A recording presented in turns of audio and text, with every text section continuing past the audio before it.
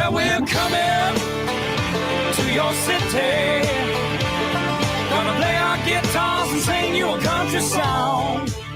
We'll all be flying higher than a jetliner. And if you want a little bang in your yin yang, come along.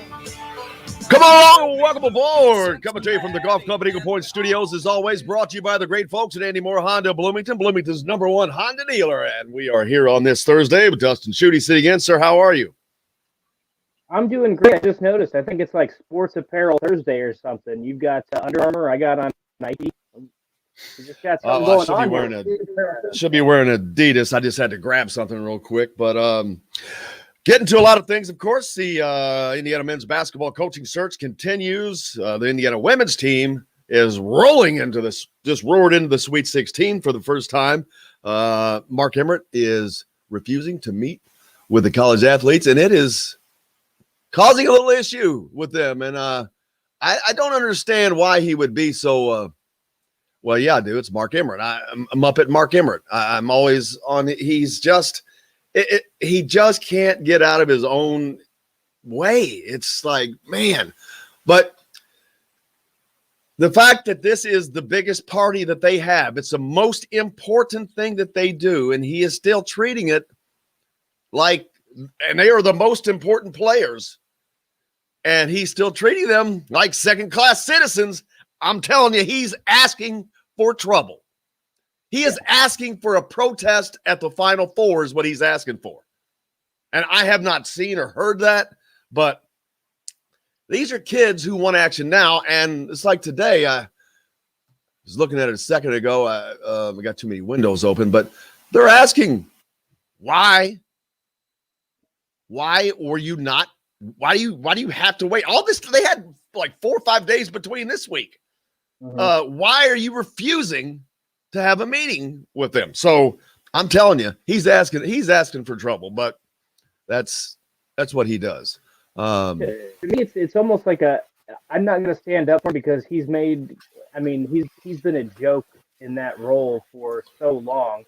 But at the same time, I can also view this that we could talk about how players have said that they'd be willing to delay a game or have a game canceled or something. I don't know if we're talking about that at this point in the NCAA tournament, the Sweet 16. With you get through this weekend, you get to the Final Four, but I wouldn't be surprised if we see something happen.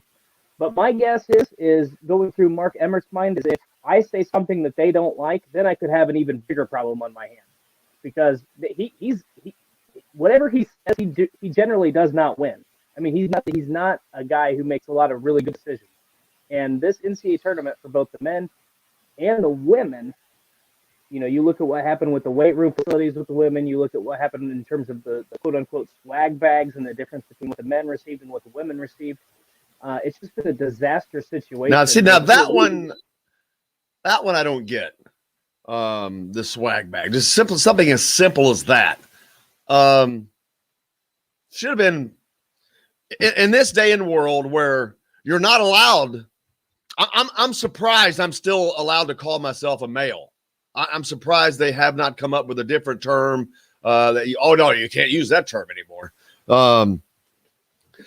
It's a very, very different world, but so I'm shocked that they made that mistake. That's just the easy thing to do there. Just swag bags. You can make that so unisex. Man, headphones, just all kinds of crap it just across the board. That should have just been, okay, we need 120 of these or whatever the number is. Right. Yeah, so, I mean. It made no sense. It's like, okay, whatever you gave the men, why don't you just make the same thing for the women's tournament, and then we don't have any issues.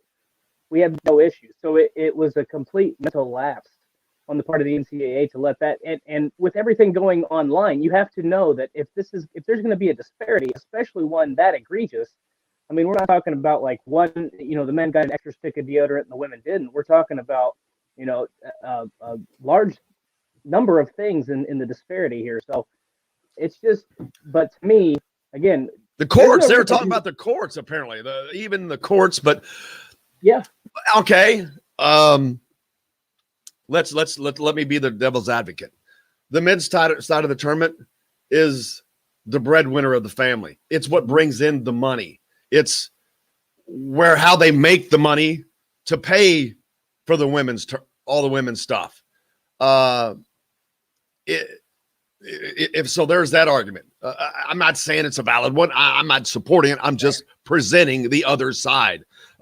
They would say that that's how all the money comes in. I'm not saying that like the swag bag stuff. That's just stupid. That's just dumb. It's dumb mistakes. The courts, I didn't see them. I saw a picture complaining about it, but all I saw was a picture of the men's courts. They didn't show the women's and then a piece I looked at. I didn't see the weight rooms yet. I've heard about it, but I didn't see it. But I don't know how much. Yeah. Aren't there more teams in Indianapolis? There were more things going on. You had the Final Four. They're just the Big Ten tournament. There was so much more going on here too. I think that there was another reason, but I'm not protecting what went on. Again, I didn't even see it. I've heard the differences, and I don't understand why it's just not easy when you're planning something that large, even though it's in different cities, to kind of plan similarly. Right, and I think that's the biggest thing is why did you put all this money and effort into one and you didn't do the same for the other? The thing to me is I don't know that you're wrong in saying that there's two different budgets. There might be a men's basketball budget and a women's basketball budget, and there might be a pretty big disparity there. But we've learned. Why would that be, though? Why would that be? Again, devil's advocate. Why would there be such a budget disparity between those two? Yeah, because you have bigger deals from ESPN, CBS, Fox. Basically, because one side makes money and the other one doesn't. Right. Is the short answer. One actually pays for the other is the short answer, I think. Right. But my question is, we've talked about, and you've heard athletic directors, you've heard conference commissioners talk about this.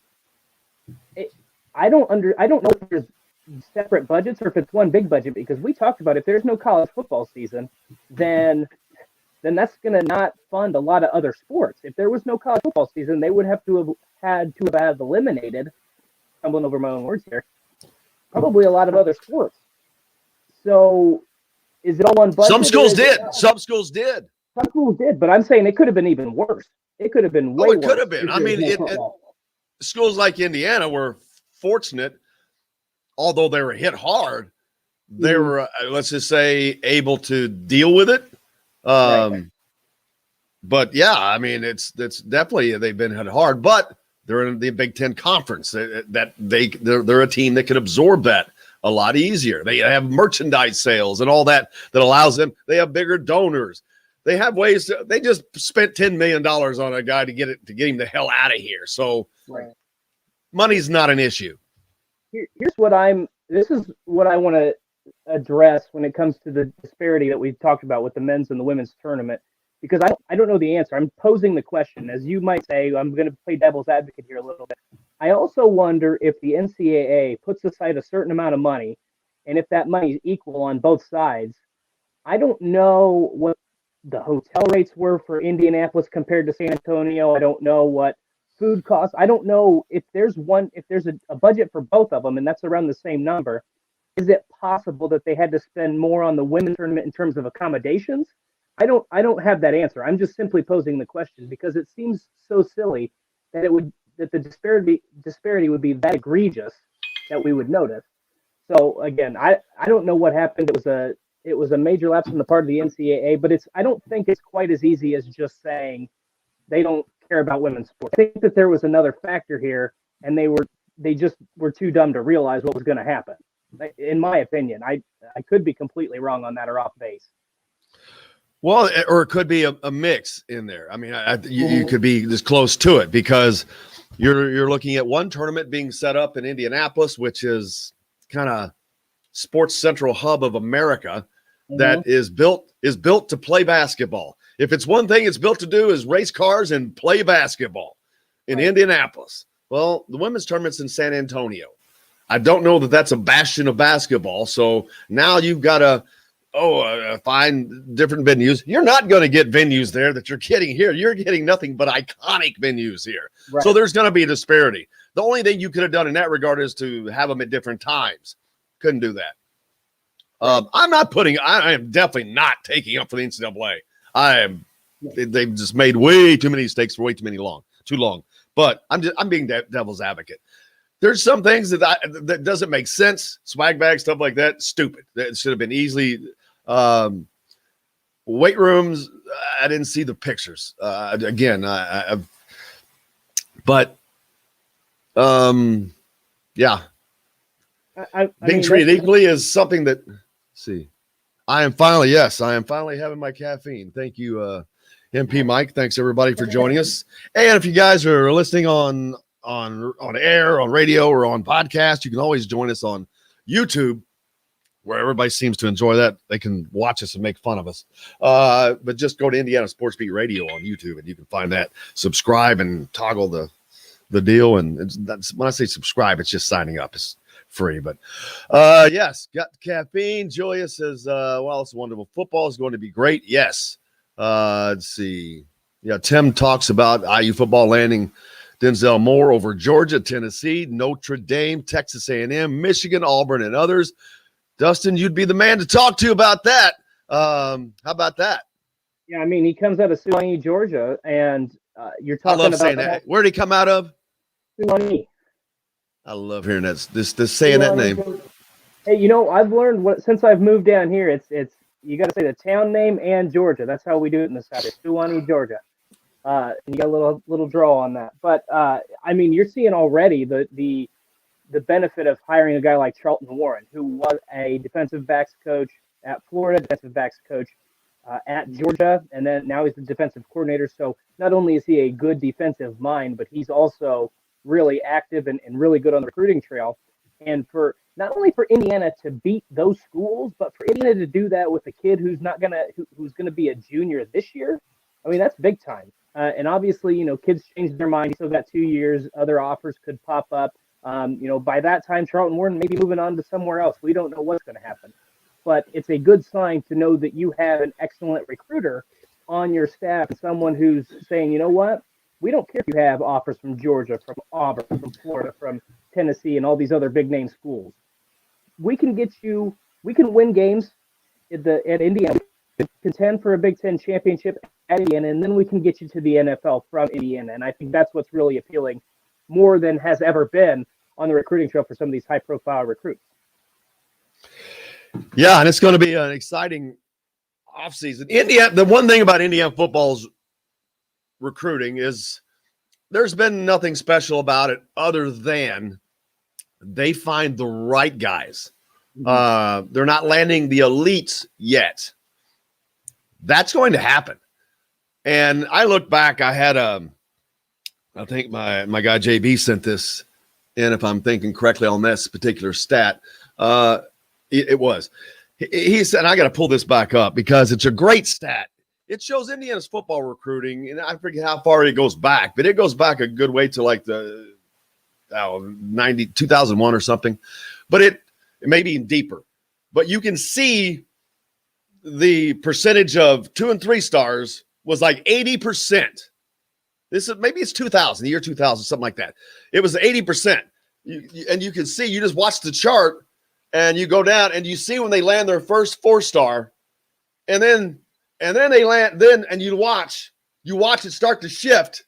And then you just keep going down. You just look at it. You can just sit there, look at the chart and look at it, meander across over as the talent starts to grow.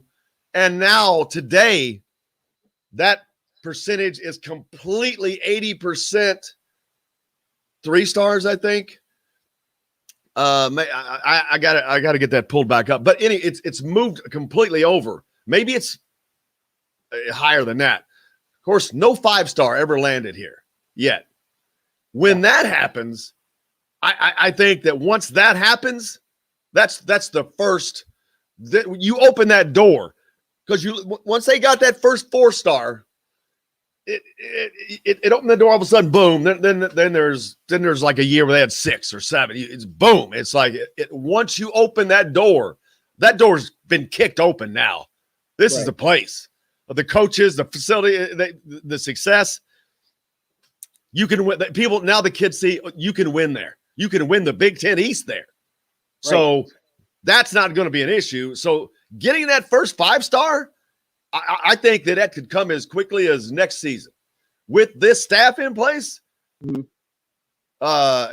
And that will again but get Indiana to yet another level.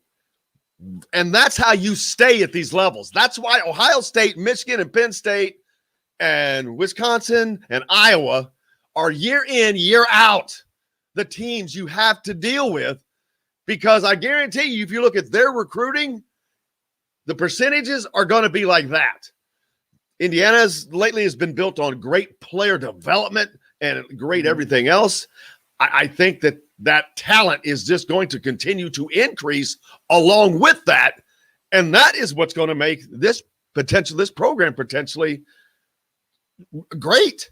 And it sounds pie in the sky, but I'm just, man, everybody says I'm negative Nancy. No, I'm not. I'm honest. When it's great, I'm going to say, I think it's going to be pretty damn awesome. Yeah, well, and the thing you got to remember too is it's important. You talked about Tom Allen and the staff recruiting high-profile guys. Look back to what Mark D'Antonio did after the 2015 season. You still have to get those high-character individuals because he went after just those high and 4-star and 5-star recruits, and it cost him. He did not get guys that fit into that program, and you had a bunch of issues in terms of legal problems. You had issues, and you saw the program, it collapsed. So it is nice to get those high 4-star and 5-star recruits, and that should be the goal every year. But at the same time, you have to get the right pieces. Tywan Mullen is an excellent example of that. You have to get the right pieces and not surrender character when you're recruiting those 4 or 5-star guys. Hey, we got to hit a break. I'm late. Didn't see that. When we come back, we will get back to talk a little bit about the Indiana women's basketball team and the coaching search, of course.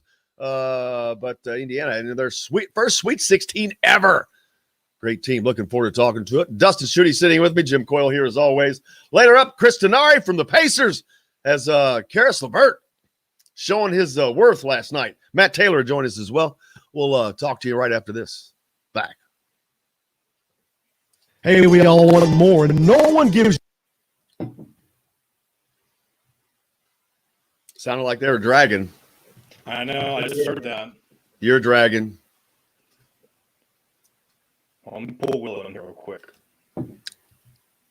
Will, do you hear on your end all the dragging? Yeah, it does sound funky now. And you're back up recording, right, Will? Jim and Schutte sound fine. It's just John. See, Schutte on my end sounds like me. Jim sounds fine, but on my end, it sounds like every few seconds, Schutte is cutting out. Will, you are doing the backup recording, correct? Yeah, it's going. I got a good recording going. Hopefully. Well, why don't you do? Can you take over the recording? Yeah, can you bump music, Will? Or does it matter?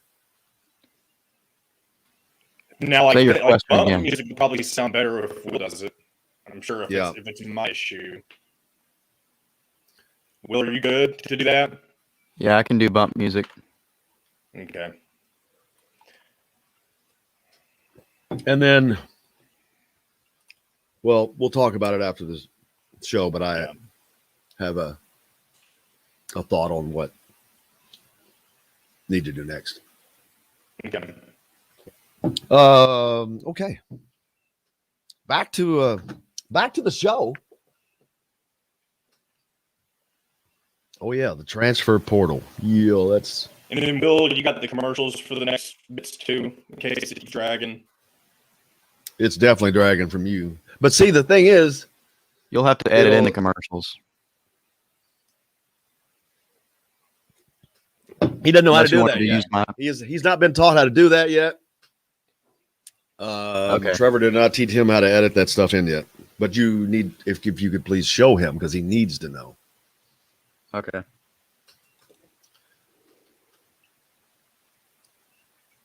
Yeah, Will's clear as a bell. There's a setup issue, I would guess, of some sort. Maybe, who knows? We'll figure it out. Yep. Yeah. I apologize. I don't understand why I'm doing this. Actually, that's cool, but you sound like a Martian. It sounds worse than yesterday. Sound like the rover found something. The rover picked something up.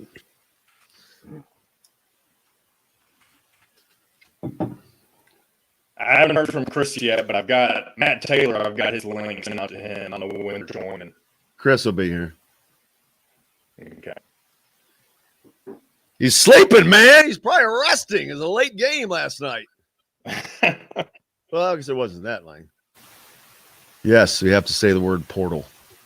Let me take that off here for a second. So what happens if you drop out, John, if with Will doing it? We just can't hear you? We'll I'll have to come back on my, because I already have the commercials playing, I'll have to come back on mine, and then Will can take over after you all start again. Okay. Just drop out as soon as you can. Drop out as soon as you can because it's... Whoa. I'm just making sure I got the music line. Oh, okay. All right, we're This ready to come back. world-class golfing, and a premier resort experience that is waiting for you on your next visit to French Lick West Bay. God, that's terrible. This segment is brought to you by Bubba's 33 in Clarksville. Sounds like a drunk trunk. Here. Oh. Welcome back to the Golf Club Eagle Point Studios on this Thursday. Jim Coyle with you as always. Dustin Schutte from Saturday Tradition. Lots of football going, college football talk going on in the background. It's just been buried for us because, of course, the big thing going on here is the Indiana basketball coaching search, which we are going to be talking about extensively, of course. The transfer portal, which has been getting lit up as well. A lot of these guys are opening their options. For one, they're starting a process. So when the new Indiana coach comes in, they can do this portal stuff now and have it set. It's basically like Indiana's doing for a coach. Okay, Indiana's interviewing all these different guys. Well, some of these guys are going to interview some other people and say, hey, is there a better fit for me in case this is not a great fit? But they're not leaving, but they're just looking at their options. And that is exactly what they should do. Exactly what they should do. You need that for this team as well as them, because everything's going to have to be good. But I don't think it's going to be this major turnover. I really don't. I think that people getting excited because they're not hearing anything. Well, nothing has ever really come out in advance. Anything that has been heard, that I've talked about, has been after the fact. If you notice that, after the fact. So, it's, and who it's going to be, no idea. I mean, we've talked and guessed and been on the boards guessing. Is it going to be an IU guy now? Because, and people, I've seen several people really cut on Scott Dolson. Why? What has he done that anyone could have done better or differently? They're saying all this stuff, but they went after Brad Stevens. They did what you wanted them to do. They went after him hard. I promise you. Hard. You can't force a guy to say what you want him to say. And I'm telling you, if he said no to a lot of money. It was not about money. He's a masshole. He said it. You know what that means? Massachusetts, man. His family, he's in Boston. He's the guy. He's at the zenith of a sport. People that are fans of Indiana don't understand that, because this is a zenith for college, but it's not the next level. It's not the NBA. It is just not. And if he leaves the Celtics, it's to go to another NBA team. Now, this would have been different because of the money. He turned down the money. It wasn't Indiana. But there is yet one other issue. Brad Stevens' wife is on the board of directors for Butler. So just keep that in mind as well. There's all kinds of little. You did not know that? I didn't know that. Always little bits of information. That's why I always say you don't know what you don't know. Like how I've been getting killed this week on social media. Well, you don't know what you don't know. There's yet more that you don't know about that. Right. I'm not. That's why my demeanor has picked up every day this week, because every day, just a little bit more. It's all clicked into place, and my comfort level is much, much different. Well, now I can start eating again. There you go. I think the thing that people need to keep in mind is it's not, like you said, you can't force somebody to take a job. Brad Stevens is, I mean, I remember, and I'd have to look and see what's going on with him in the NBA, but I remember coaching in college was very stressful for him. I remember he had to leave some games because of tension headaches and things like that. I mean, the college game is not for everybody. I mean, you have to be recruiting, you have to be out fundraising, you have to coach, you have to be at practice. I mean, in the NBA, yeah, it's still a 24/7 job. Don't get me wrong, but you're not out on you are with your team. I mean, you are at practice and you are with your team. You're not having to do all that other stuff. I mean, you might be in front office meetings, but you're not having to travel all around Indiana and all the Midwest to try to find the top recruits and get to the Final Four. So there are not many coaches, if any, in the NBA that would ever leave an NBA job for a college job. Doesn't matter what it is. But see, fans of their team don't understand that, Dustin. Exactly. And it's a different world. And like I said, especially these coaches who know what college is like, who are like, I'm not going to be on the road recruiting, doing all this, going to AAU, all that crap. I don't blame them. They got a nice job. I mean, it depends on your job security, obviously, but. And I promise you, Danny Ainge walked down the hall, put his arm around Brad, says, dude, you're a lifer here. You're right. I mean, the fans may be upset, but Danny Ainge is not upset, and that's what matters. Right. Yeah, that's correct. And if you like it, it helps too, because it seems like he and Brad Stevens have a great relationship, and that helps when you like working for your boss. I mean, I don't know if Brad Stevens knows Scott Dolson, so he might say, why would I risk that? Why would I risk what I have here? So it's just it was an interesting, I think you have to give them credit. I mean, obviously Indiana went after him, but the thing to me is, if I'm Indiana right now, I'm almost excited that it's taking this long. And the reason being is, obviously they've got a big name target, maybe somebody who's still coaching in the tournament right now, who's going to be a priority target, because otherwise you would have named, I don't know when the date was that they named Archie Miller, but the tournament was still going on, I think. So it was March. I think they were all March. Yeah. So you still got a week. Exactly. If you think back through all the coaching hires for all the different teams, it's usually during or right after the Final Four, not in the middle of the tournament. For one thing, the NCAA doesn't really like the attention taken away from them. If you're going to do something major, but they don't. People don't care about that. But it's just. Remember, I was going to say, remember that in 2003 or 2004, can't remember exactly what year it was, but Roy Williams coached Kansas in the national championship game. They lost that game, and then a few days later, he was named the head coach at North Carolina. So it does not matter. Indiana is a good job, and a lot of people are going to be attracted to it. You may still have a high-profile coach in this tournament that they are saying, you know what, when this thing's over, that's going to be our first call, or whatever it would be at this point, third or fourth call, and we'll see how interested he is. So there's no reason to panic is basically my point of that long-winded story. The reason people aren't hearing things, that's what it is. They're not getting information. And that's because the information is it's even tighter since Monday. Right. But he's meeting with people, man. And with Zoom, you have no idea who all he has spoken with.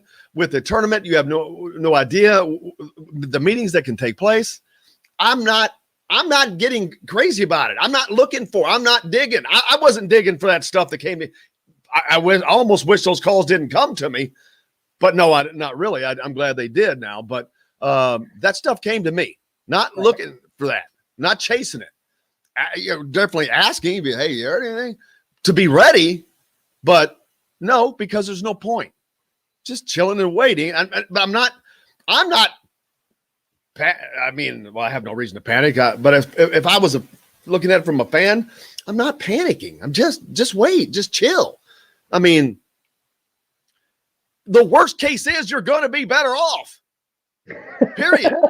At the absolute worst, you're going to be way better off. Yep. If Scott Dolson gave himself the job, you would be better off, in my opinion. Now, of course, not from the standpoint of the potential transfers. Man. Yes, exactly. Let me throw that up there. I haven't hit the he's over here, man. Need to get back to these comments from on YouTube. If you're not listening on YouTube, you can do that. Follow us on Indiana Sports Beat Radio. Hit these comments, and I got to get the text line pulled up too. I've been neglecting the text line because of these, but Tim points out, Tim, more players from Duke and Michigan State entered the portal yesterday. This is not an Indiana thing, man. Kids can do this now. It's a new thing. You get used to it. It's going to – now, this may be a crazier year than normal, but was Calvert Chaney interviewed for the coaching job?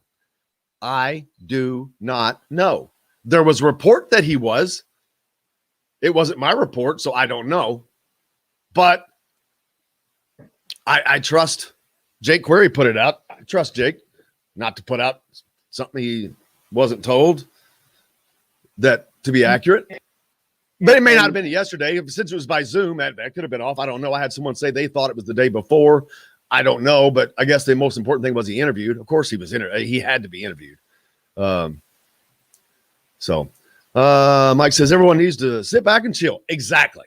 Players everywhere are going to be going to the portal, even those losing their coach, whether or not. Exactly. Man, just chill. The Indiana guys are doing it just to test the waters. Mm-hmm. Now, I'm not saying you're going to get everybody back. Who knows? Geronimo, I think Geronimo's, he's not in it yet, or in it. Nope. I only brought his name up because he's from farthest away, I believe. He's from up in the Northeast. Now, that wouldn't have surprised me but he hasn't.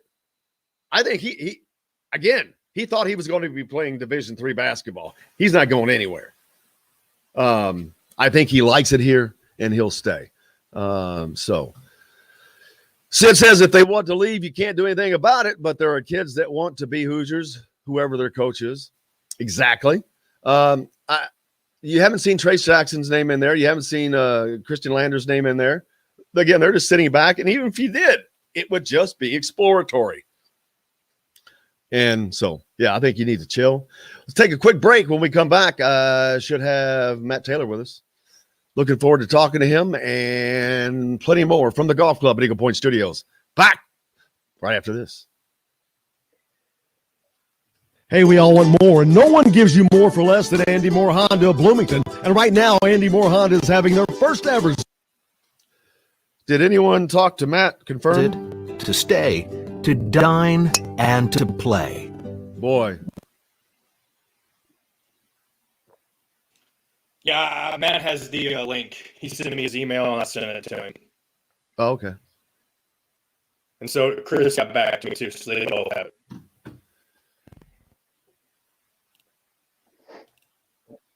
Man. Is there any – can Will just take over? Will is doing it. I'm just still here. Yeah, I'm pretty much taking over. Oh, okay. Yeah. Technically, both still recording it, but he's in the driver's seat. Right. Gotcha. He's in the cockpit now. Yep. Kicked you out of the cockpit.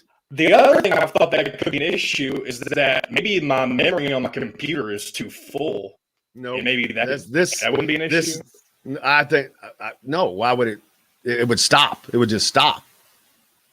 But This sounds I'm like just a trying to think of disjointed. solution. This sounds like a disjointed signal. So, if you don't mind, go ahead and drop out. Matthew, Hey, how are you, brother? what's going on? Man, you got the best sounding setup. That I do. That I do. He does. He's got that see sexy that. voice going on. I gotta see that. I need to see that setup one day. I've took it upon myself to make working from home as advantageous as possible. Oh, I Sound hear as you. professional as possible on the Zoom Okay. calls. Yeah. What's new? Anything happening? T.Y. Hilton. T.Y. Hilton, Marlon Mack, Xavier Rhodes. What else? That's about it.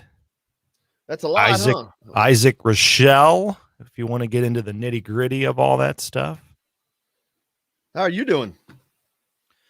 I am staying busy. I'm too busy for this time of year, to be honest with you. I gotta knock it off a little bit, but no, we're humming. It's always something. You know how it goes. It's always something.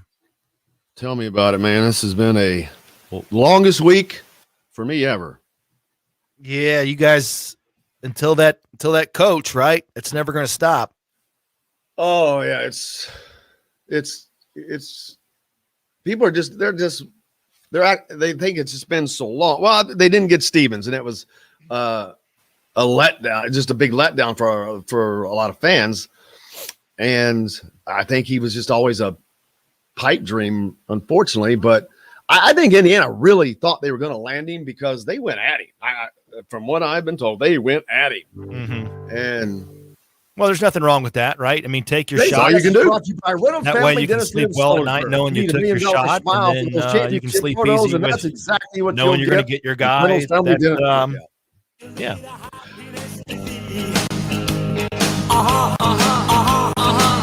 I'm on my way. Welcome back to the Golf Club at Eagle Point Studios, brought to you by the great folks at Andy Moore Honda Bloomington. Bloomington's #1 Honda dealer. Get a 2020 Honda Civic LX lease for just $145 down right now. Joined now by the great Matt Taylor, voice of the Indianapolis Colts. How are you, sir? What's going on, guys? Doing well. Just trying to get through this March Madness. How has Indianapolis been for someone who is not involved in it but dealing with it? It's been awesome. I was downtown. Let's see, what day was that? Last Saturday. And, I know, the capacity is way down in terms of who can go to these games, but there was a lot of buzz. There was more people downtown than obviously was allotted at the venues at Lucas Oil Stadium and Bankers Life Fieldhouse and Hinkle Fieldhouse. And, the bars were rolling. There was people out in the streets. There was energy downtown. I went to a game Saturday at Bankers Life, went to a game Sunday at Lucas Oil Stadium. And, those were my first chances in probably a couple years now to be a fan, to be a spectator at a live sporting event. I'm doing the games for the Colts, but obviously working, it's kind of different for me. It was very enjoyable where I could kind of just go and not have to worry about, going to a game to work. I was just a fan. I was just there kind of taking it all in, enjoying the fan experience. Went to a game with my wife, went to a game with my daughter on Sunday. It was cool. It was, and again, like we've talked about with me, like I'm so blessed. I live 15 minutes from all of this.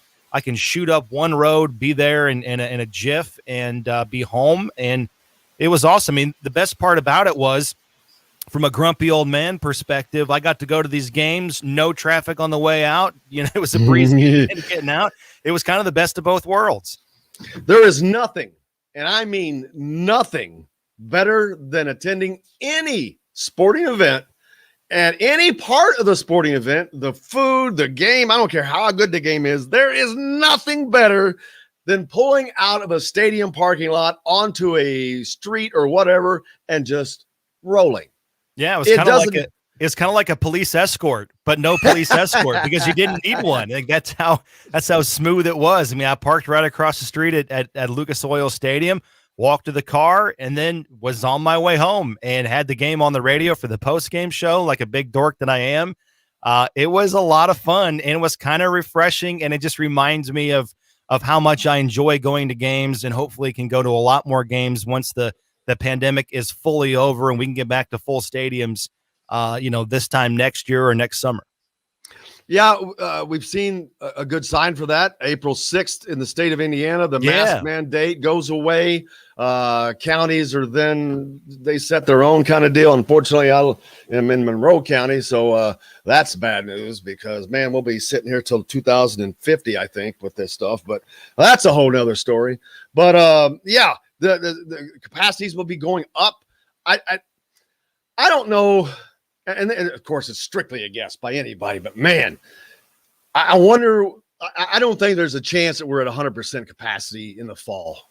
That's just a guess, but I just can't see that from an optic standpoint.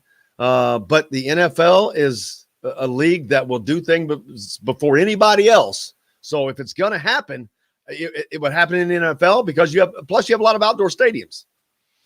Yeah, I tend to agree with you. Although I will tell you, the NFL has they have high hopes. They have a lot of optimism. And there's something to that because, last year, there was a lot of critics, going at the NFL, going at Roger Goodell. Hey, why are you still doing the draft? Why are you still doing these things that should have been shut down? Why even consider doing preseason games, which they ultimately, went away from. But I think the league should be commended for continuing to find solutions and to find alternatives to still having a season. And it was the most successful season in the history of the league, in my opinion, considering all the things they were having to deal with, all the different hurdles and obstacles standing in their way. So from that standpoint, I tend to kind of side with the NFL in that, if they want 100% capacity in stadiums, there's going to be changes. Maybe there's still mask mandates depending on, geography of the stadium in terms of where they're located. There's going to be sanitation stations. Like going to a game for the foreseeable future, no matter what the attendance number is going to look a lot different. There's going to be things about your game day experience going forward that you didn't have in 2018, 2019. And this is probably a very, very poor analogy on my part, but it's kind of like pre 9/11 and post 9/11 in terms of going to the airport. Like those two different experiences were way different, considering what, the major catastrophe that happened in our country. Like going to a game is going to look different. You're going to have different protocols. Things are going to slow you down in terms of getting in and out of the stadium. And that's fine. I think most people are accepting of that, and they will deal with that because there's still a large population in this country that still loves going to games and still loves going to an NFL atmosphere because it's once a week and it's an event. The games mean so much.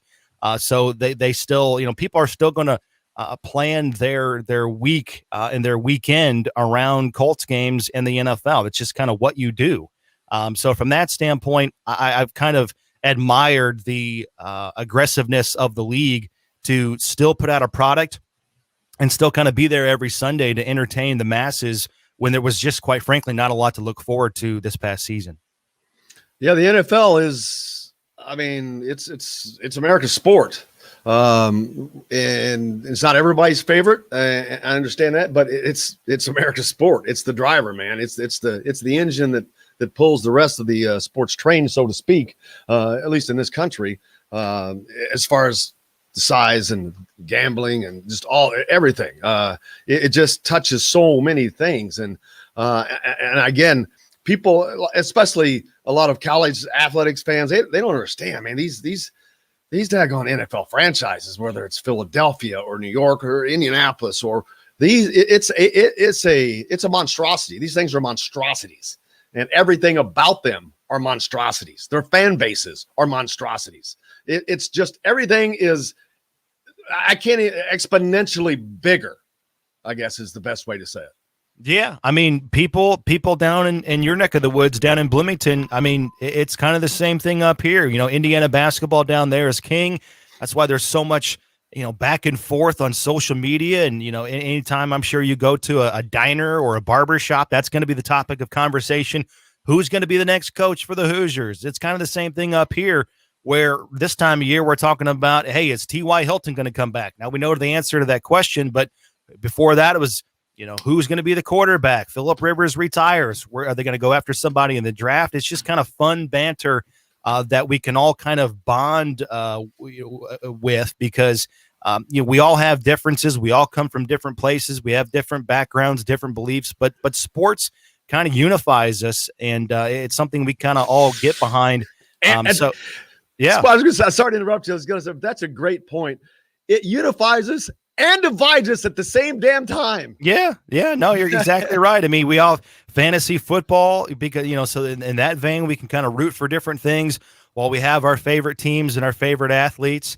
It's just fun. I mean, this time of year, like we've talked about, it's almost more fun for the fans this time of year talking about the business of football and who teams are going to draft and how they're going to construct the team more so than just kind of the everyday, grind of practice and get ready for the games. I mean, from an analytics standpoint, stuff on the website in terms of the traffic. I mean, normally the combine is a huge week, free agency period.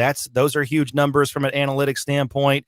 The draft, I mean, you're seeing a lot more traffic this time of year in the off season than you would in the middle of October, in week 7 or 8. I think fans really love to kind of put their GM hats on and pretend they're Chris Ballard or Robert Kraft or Bill Belichick for a couple of weeks because it's fun. There's so much player movement. There's a lot of, emphasis on the draft. And I think that's what partly makes the NFL so great is the parity. I mean, we've seen it every year. There's at least 4 franchises every year since the early 1990s that make the playoffs that didn't the year before. It's not like baseball. And to a certain degree, it's not like basketball where, I mean, you can go from 3-13 to 10-6 one year after the other in the NFL. In baseball, there's no salary cap and there's a lot of things going against smaller market teams in that sport. In football, man, you just need a couple different pieces and you can go from, bad to pretty good or from good to great if you draft well and you do some things from a roster standpoint in the off season. And I think that's why, fans are so interested this time of year because everybody's got a shot. I mean, the separation from, good teams and bad teams is not all that much. I mean, even the bad teams like the Jacksonville Jaguars last year, who are 1-15, they played a lot of close games. So if you look at kind of their roster in terms of who their best players are compared to, let's say, like the Packers, it's not all that different. I always say it comes down to like 10 or 15 guys on each roster. Outside of that, guys 15 to 53 for the most part on most teams, that subset of players is pretty much the same in terms of skill and talent and things like that and how much you pay those guys. But are my 10 to 15 players better than your 10 to 15 players? So if you can kind of get that nucleus, which the Colts have, ironically, to kind of bring it back full circle to the Indianapolis talking conversation, that's why, the NFL is something that is so exciting because every year, everybody's got a legitimate shot if you can kind of get it right this time of year in the offseason. Yeah, and speaking of that, some names, one we just talked, you brought up, T.Y. Hilton, Marlon Mack, Xavier Rhodes, Xavier Rochelle, a lot of names, pieces. It's like playing chess. I mean, a lot of other sports are like playing checkers. The NFL is like chess. Yeah, T.Y. Hilton's back. Marlon Mack is back. Xavier Rhodes is back. So the Colts are kind of steadily and slowly crossing off, major needs that they needed to fill this offseason. And so you kind of like where the Colts are at now from a wide receiver depth standpoint. You've got a veteran presence coming back, one of the greatest Colts of all time in T.Y. Hilton. He's north of 9,000 career receiving yards. You pair him with guys, young guys like Michael Pittman and Paris Campbell and Zach Pascal. You feel pretty good about the depth. Now you can always add more playmakers coming up in the draft. And again, it's a very deep wide receiver draft class for the second year in a row. So there's some intrigue there. Xavier Rhodes is back at the cornerback position. Now you still need depth, but man, that's a really key piece because of how good and how steady he was last year. I would say for me right now, the biggest thing that the Colts have not yet addressed as we sit here and talk right now is edge rusher and pass rusher. Justin Houston's still out there. Al-Qadim Muhammad is still out there in free agency. They brought in Isaac Rochelle, like you said, but coming from the Chargers, he's been primarily a depth guy, a rotational guy. He's played inside, he's played outside a little bit. So they still have to address that. Now, the thing is, everybody says, and it's true, but there's also a catch-22 about it as well. Hey, you can address these things in the draft. Yes, that's correct, but you only have 6 draft picks as of right now, and you still are kind of looking at left tackle long-term. It would kind of be a good idea for the Colts, I think, to address that because you would get a young guy with a high ceiling on a rookie contract, and you wouldn't have to pay him, to the extent that you're paying Ryan Kelly, and eventually you're going to have to pay Quentin Nelson, maybe the biggest offensive line contract in the history of the league. Plus, you're going to have to tie up some bucks to Braden Smith at right tackle. And you also have, maybe you need to go out and get a versatile tight end. Jim Irsay and Frank Reich have talked about that need this offseason as well. So 6 draft picks, it's not a lot. In fact, it's the lowest amount of draft picks going into a draft that Chris Ballard, the GM, has had since 2017. Now, you can always trade back. You can always, get more picks doing that. But as of right now, you're putting kind of a lot of eggs in a basket to hit in the draft. And Chris is really good at doing that, but obviously it's kind of a risky move when you have so many positions of need at premium positions when you only have 6 draft picks. Yeah, and but they're putting it together, and this is stacking up to be a team that should not have any problem competing within their own division, but actually being competitive throughout the conference. Yeah, I think the AFC South is going to be deceptively good next season because I'm lumping the Jacksonville Jaguars in a team that's going to be, much better. Let's just put it this way. They're going to be much better than 1-15. They may not push for a playoff spot, but I think, with Trevor Lawrence, and they have the most salary cap in the NFL going into free agency, and my goodness, they've been spending it. They've signed, by my count, 11 unrestricted free agents, plus they have 11 draft picks. They're going to be picking to the top of every round. We know they're going to get Trevor Lawrence. Plus, last year, like I said, they lost a lot of close games, and they've got a good nucleus, some playmakers on offense, some building pieces on defense. Urban Meyer's bringing some hype. So I think culturally they're going to be much better, and I think they're going to be in a lot of games, and they're going to be formidable next season. I don't know about Houston. Houston looks like a team that's just destined for a complete reboot, hit the refresh button. I don't know what the heck's going on, on and off the field right now with Deshaun Watson with some of that pending litigation. And that's conversation for a different day. But Tennessee's going to be right there. I think it's going to be, again, a battle between the Colts and the Titans in the AFC South. And then, you kind of took a bigger picture with the AFC conference. And, you just go back to the teams that were in the divisional round last year in the playoffs. You had the Chiefs, the Ravens, the Bills. Those teams aren't going anywhere. And those teams have had their quarterback situation solidified. And they're going to be right there next year as well. And, that's why the Colts had to be aggressive in going out and getting Carson Wentz, because if they want to make the playoffs next year and that loaded AFC, they had to get, above average quarterback play. They need above average quarterback play. And so that's why they went out and got Wentz, because, 11-5 last year was barely enough to get in. The Colts should have won a playoff game, but, like I said, the AFC is loaded, and it's probably the best the conference has been top to bottoms in the last 20, 25 years. Okay, let's get to the real reason. I got Matt Taylor on today. Who's the next Indiana basketball coach? I know you have the information that everybody needs. You know what? I have no idea. Listen, I don't know how you guys, I'm sure you guys have been talking about it incessantly the last week and a half. No, it's never come up one time. But, to me, and I've heard him on your guys' show before, and I've heard him a lot on talk shows in Indianapolis. I don't know him. I don't have a relationship with him, but from afar, I just fall in love with this guy. Every time he talks, I'm just like, this guy gets it. This guy checks every box, in my opinion. That would be Dane Fife. To me, he's a young guy, played in the program, understands the fan base, understands what it means to put on that jersey. He's coaching the Big Ten. He's learned from the best. He's recruited the heck out of Indianapolis. I know he's been big on getting guys from, central Indiana that have gone up north to East Lansing. To me, it's a no-brainer. I would have done it, last Monday when Michigan State lost to UCLA or whenever that was. But to me, it's a no-brainer. I don't know how you guys feel about it, but that's my clear choice. I think he would unite a fan base that's pretty split on who they want to be the head coach. I think he would unite a lot of people. Well, I can't disagree with you, but that's the thing. The one name that I think would have united the entire fan base was not really a possibility, and that's Brad Stevens. Chris Beard probably would have been good, but he was probably never a real possibility either. After that, you don't have many that would do exactly what you just said, and that is unite the fan base. To do that, it's probably going to be a player. To me, I just don't. To me, I understand what you're saying. To me, though, I don't see many chinks in the armor of Dane. The one prevailing idea agree. is, well, he's never been a head coach at this level. Yes.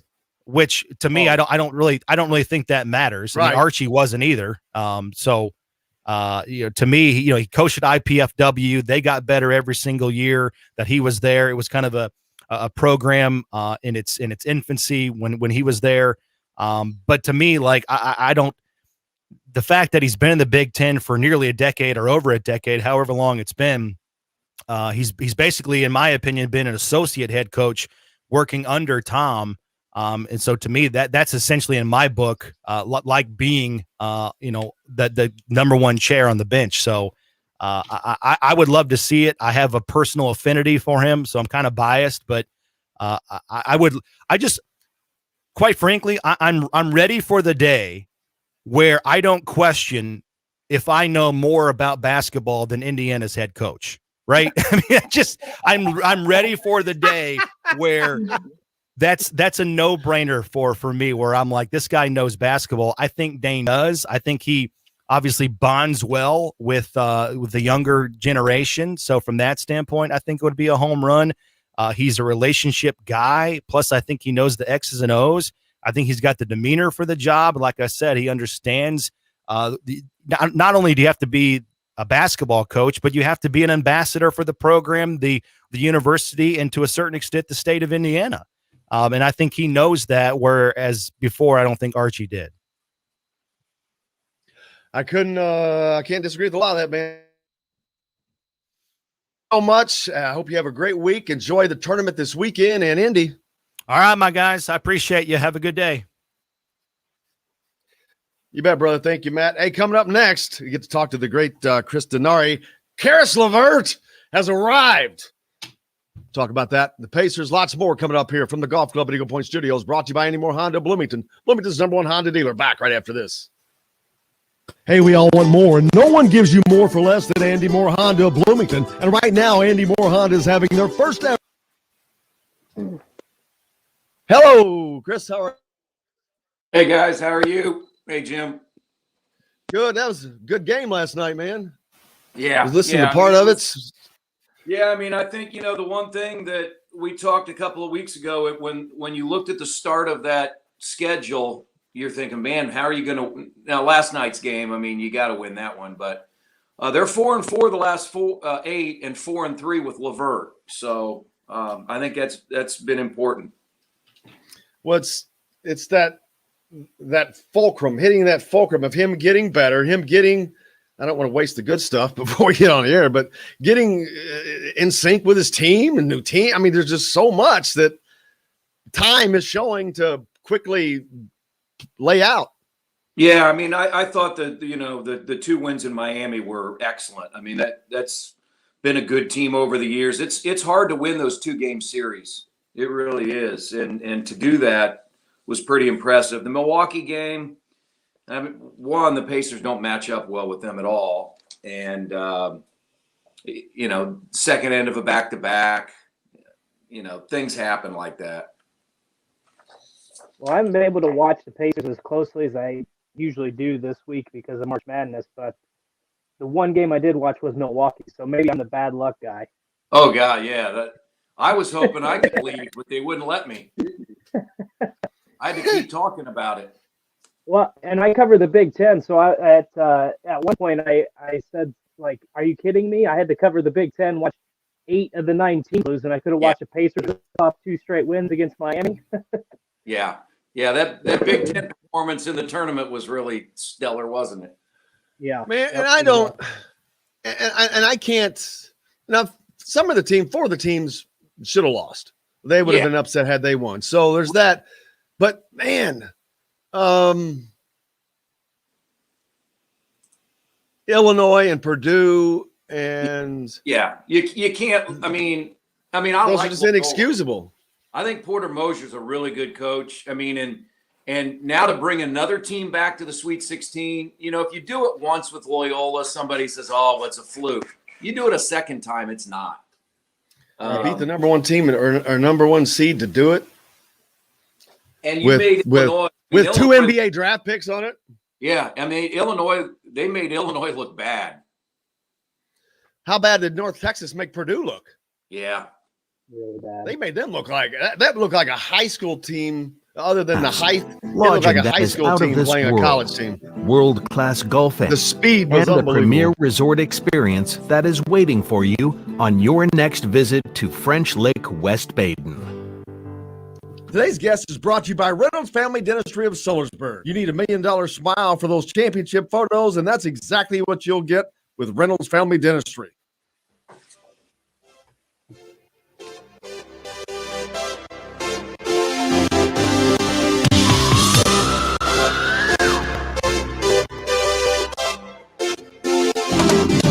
Welcome back to the Golf Club at Eagle Point Studios. Andy Moore Honda Bloomington. Joined now by the great Chris Denari, the voice of the Indiana Pacers. Man, the Pacers and Karis LeVert, the courtship is really starting to pick up steam, let's say. yeah, he's the real deal, and I think everybody knew that. And when you think about where he's come from, you know, 2 months ago, less than 2 months ago today. He had a mass removed from his left kidney. And then last night, in just his second game as a member of the Pacers at Bankers Life Fieldhouse, he goes for 28 and hits the clinching shot. So, you know, since he's arrived and since he's entered the lineup, the Pacers are 4-3. And those 3 losses are against really, really good teams. Brooklyn, one of the best, a contender, Milwaukee, and Denver.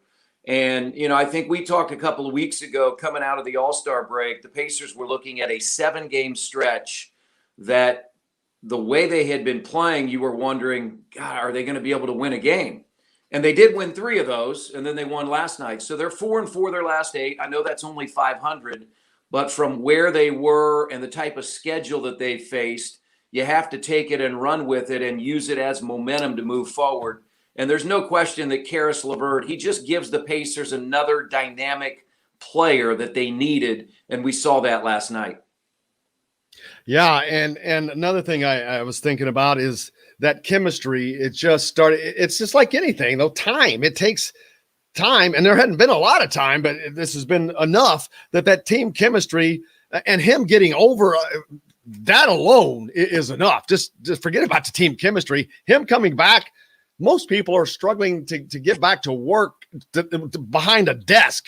This guy has to run up and down the court with the elite athletes of the world. So just doing that's amazing in and of itself. But that team chemistry is quickly coming together. And, man, that could be even more bonding than what they had before. Yeah, no question. I mean, and I think that's the one thing. He's a really good person, a really good kid, not just a good basketball player, but everybody you talk to gushes about Karis LeVert. He's a team-first guy. His teammates have had to tell him to be a little bit more unselfish. They felt that he wasn't being Karis LeVert.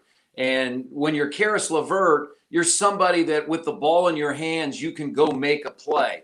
And the Pacers don't have a lot of guys. They need other guys to help them make a play. They have been on him over the last week. Hey, go be yourself. And I think we saw that last night. We really saw it in the Miami game on Sunday when they gave him the ball at the end of regulation and said, hey, go win the game.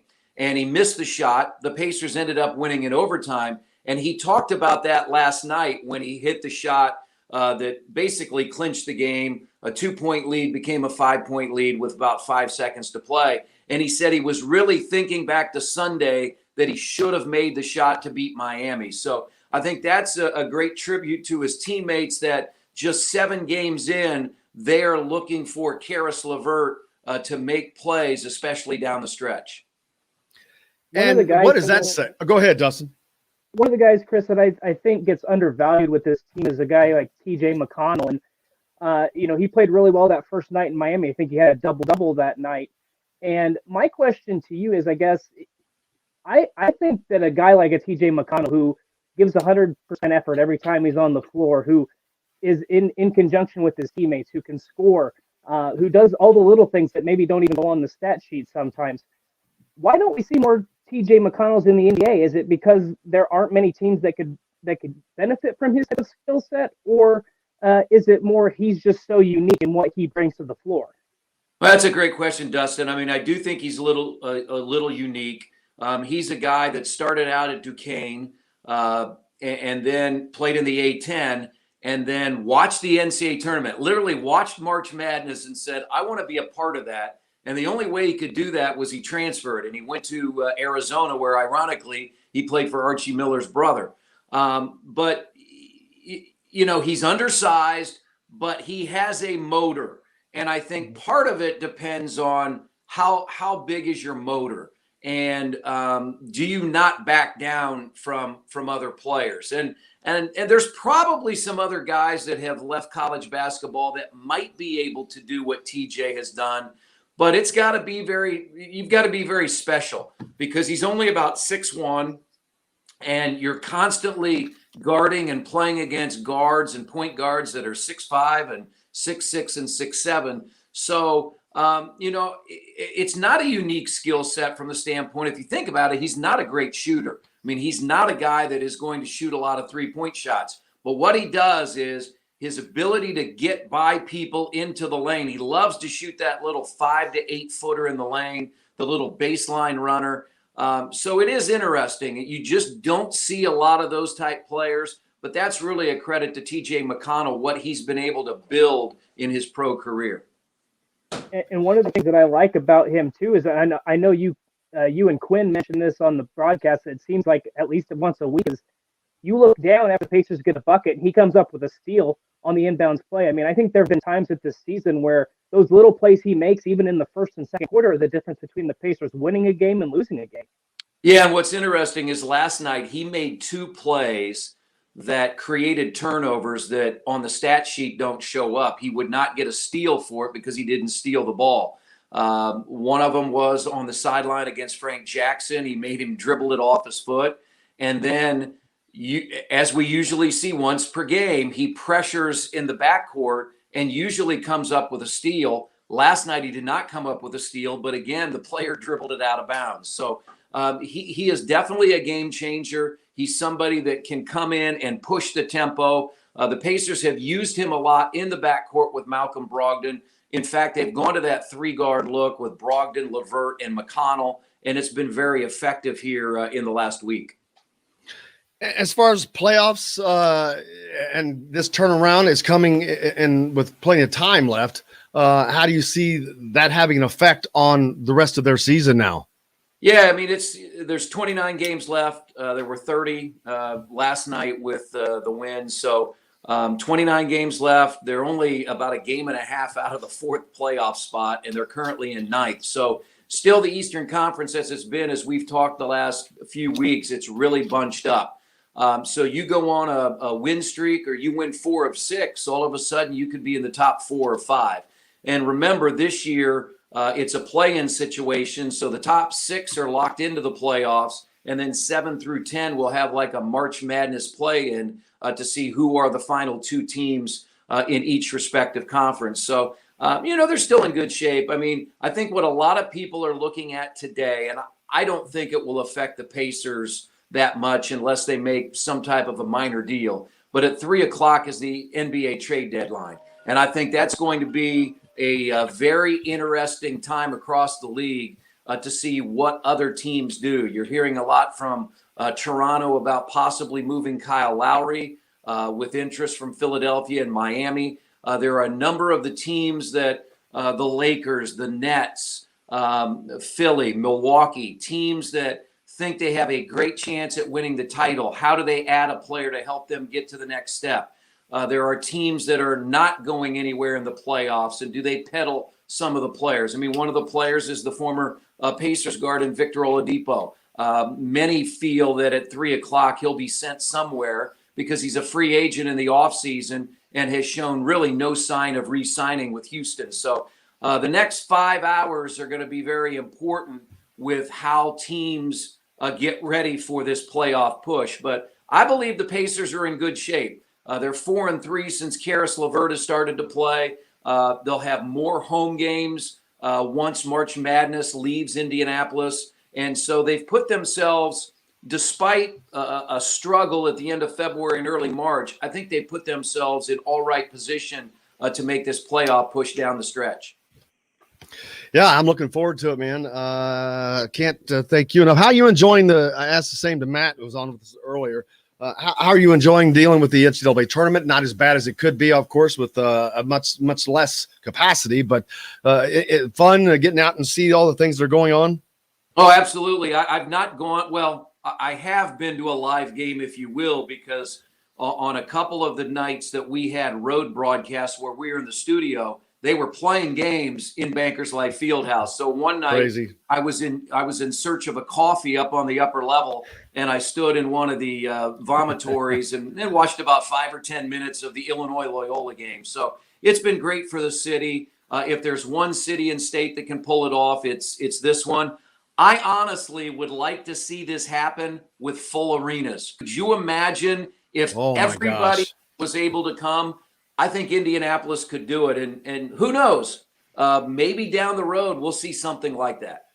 Every 4 years, maybe do that, because it would be, yes, if Hinkle was full, if Assembly Hall was full, my gosh, even Mackey, the noise in those places, because all three of those, particularly even the Farmers, I got to put them in there. Those are all 4 completely unique style venues. And then we haven't even got to the others, but yeah, it would be absolutely amazing. And I think the players would freaking love it personally. Yeah. I mean, I think what would change is, you hear the coaches because of, I don't want to say the quarantine or the lockdown, but they have to be very careful. They are enjoying getting out to Victory Field or throwing the football. I heard Michael Lewis talking about UCLA was able to take its team to Topgolf to get outside.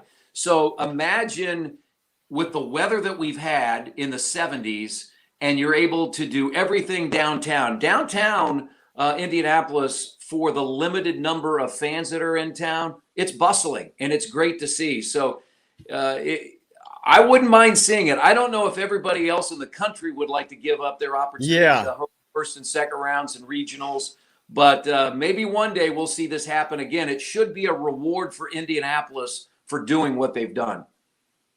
Man, I cannot thank you enough, and look forward to talking to you again as this season progresses for the Pacers and things continue to get better. Looking forward to that. Chris, have a great rest of your week, man. All right. Thanks, Dustin. Thanks, Jim. Thank you, brother. The great Chris Denari joining us here, man. It's always a blast getting caught up on the Pacers. I just was listening to that game last night. I'm like, there it is. There's the turnaround coming. But hey, we got lots more coming up, getting to your comments. Got lots to talk about on the Indiana basketball coaching search, which we'll talk about that when we come back to the Golf Club at Eagle Point Studios. Brought to you by Andy Moore Honda Bloomington. Bloomington's #1 Honda dealer. Back after this.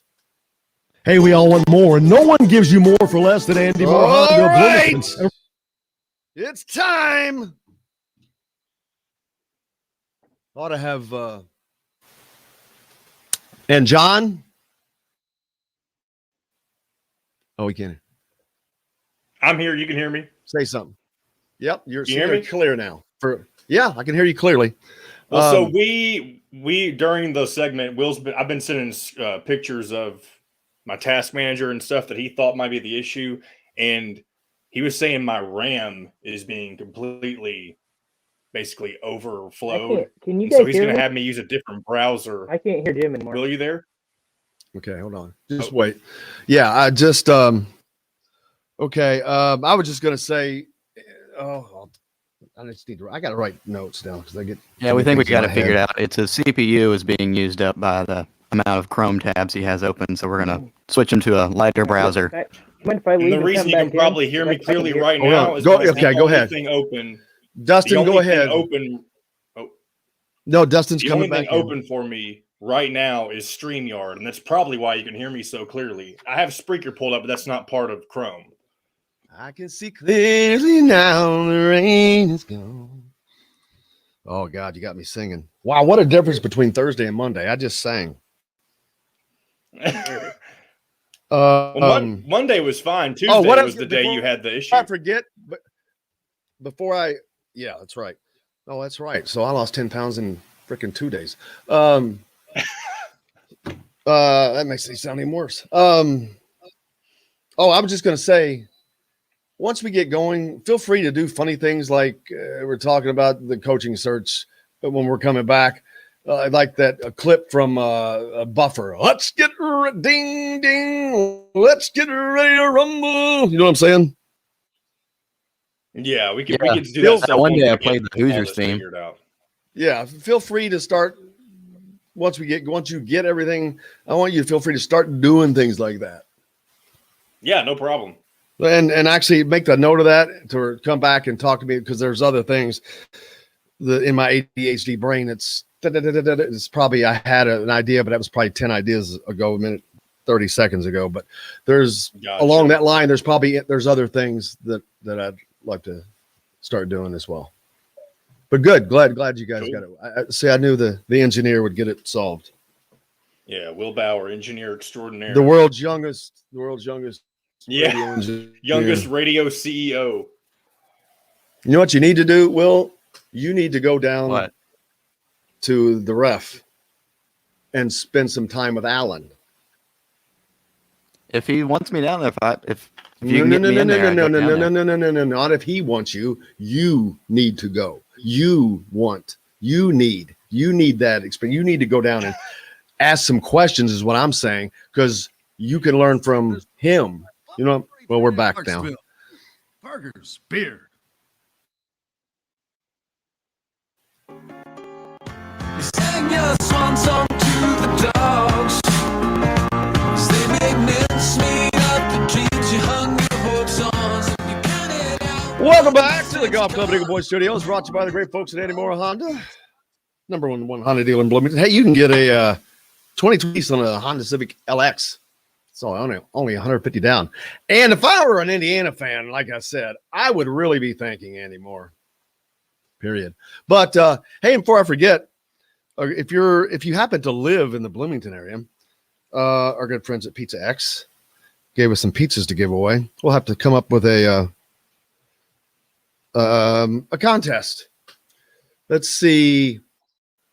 For the people that are on YouTube watching us live, I'm trying to say a coaching pick. There's going to be too many people that pick the same one. So, but yeah, after, man, then I'm going to get 1,000 messages. I'm not doing that. For 1,000 messages this week. We'll figure out something, but we'll give some pizzas away. Hit up on the comments. Sid says we had that earlier. If they were talking about the kids in the portal, yeah, I don't think that's going to be it. Well, we'll see how it works out. Sean agrees. Sit back. Trust Dolson. Playing devil's advocate. We have never had a free agency instant eligibility of this year's transfer portal. I'm not sure I understand what he said, other than the first part. But anyway, I just, there's nothing you can do, first of all. So I think that comment was getting to the point that this is like the last 3 or 4 years is kind of the first we've ever seen of a type of transfer portal. And when previous coaching changes have happened, we haven't seen this sort of thing where players can explore their options. So this is a brand new thing, not just for Indiana, but for everybody. So the players can explore their options. They'll see who comes in before they make a final decision. Talked about this earlier. Yeah, Jake sent that out yesterday. Yeah, Jake, he would not have sent that out if he had not spoken to someone that he trusts explicitly. So I believe that Calvert definitely had the interview. I also had someone tell me that it may have been the day before, but since it was a Zoom call, either of those could be true. It doesn't really matter which day it was. I don't think. Julian, do you at all find it interesting Archie Miller didn't say goodbye or tweet any other comment?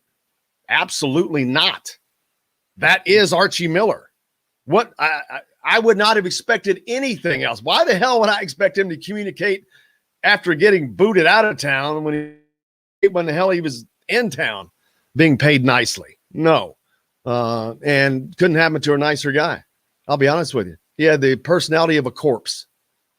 And just, I'm glad to see that and that whole mess gone. And that's why I'm not stressing about it. I don't care who they bring in. It is an upgrade. I'm not kidding. It is an upgrade. It's just, I think it's going to be I think it's just going to be a much more relaxing environment. I think it's going to be a much more free playing environment. I think whoever it is, the style of play you're going to see, the script, where I had a piece of paper, boy, I just rip it in half. Just rip the script. The script is ripped. You're going to see, I don't know who the coach is going to be, but it doesn't matter. No other coach is going to do that. Just stifle a team. I can't wait for it to be fun. You can't, it's just, I'm looking forward to it. It's not that I don't care. I'm going to trust in the process. There's not a lot of options if you just stop and think about it. But thanks, Julia. Let's see. Archie Miller was announced as here's another one, great one. Archie Miller was announced as the IU basketball coach 4 years ago today. Wouldn't it be ironic if word came out today?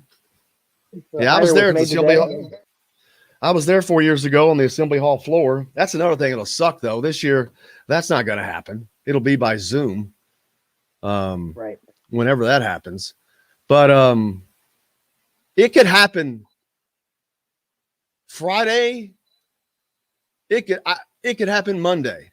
I don't see it going past Monday. I'll be honest with you. But I wouldn't be shocked to see it happen tomorrow. I would have to think, unless there is absolutely someone he wants to talk to that is still in the tournament, that leaves Mosier and Musselman, I believe, that he's probably spoken with everyone he wants to speak with by now. I would be surprised. I would not be shocked at all if it came out tomorrow, just because of the fury. But Dolson is a smart guy.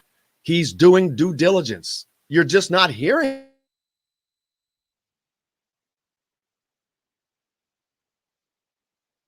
That people are getting wrapped up because they didn't get Brad Stevens, but that was kind of a pipe dream. But I think that they really thought that they could land him, because I don't think anybody expected what the offer was, I believe, to turn down.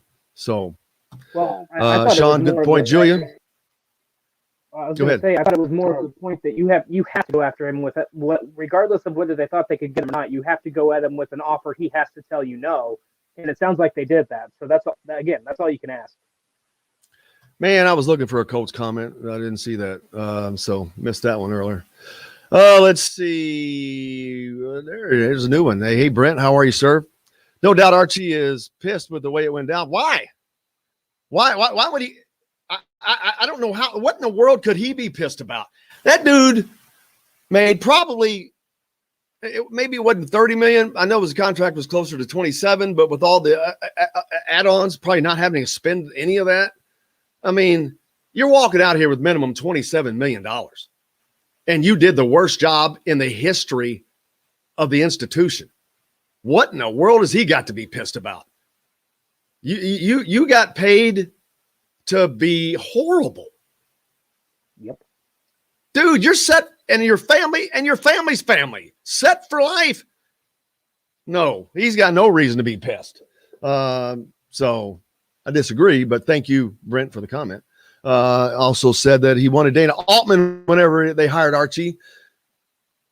That would have been a great hire then. Yeah. It's a tough hire to get him now. Good coach. Every direction, any direction they would have went. Any direction would have been better. Here's the thing. Dana Altman wasn't spoken to last time, but neither was Chris Holtman. Neither was Chris Mack. Neither was Mick Cronin. Neither was anybody else.